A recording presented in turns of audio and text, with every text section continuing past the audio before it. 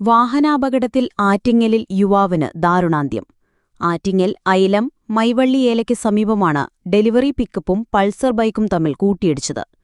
ആറ്റിങ്ങൽ പള്ളിയറ സ്വദേശിയായ വിജീഷ് ഭവനിൽ 36 വയസ്സുള്ള മുത്തുവെന്നു വിളിക്കുന്ന വിനീഷാണ് അപകടത്തിൽപ്പെട്ടു മരിച്ചത്.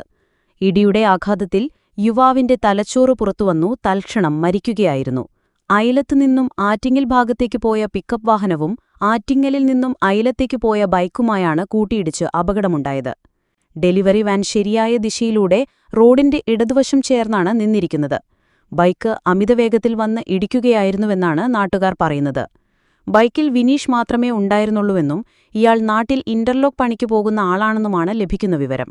വെള്ളിയാഴ്ച രാത്രി 9:45 അപകടം. പോലീസ് സ്ഥലത്തെത്തി മൃതദേഹം ചിറയൻകീഴ് താലൂക്ക് ആശുപത്രിയിലേക്ക് മാറ്റി. Beacon news, Attingal.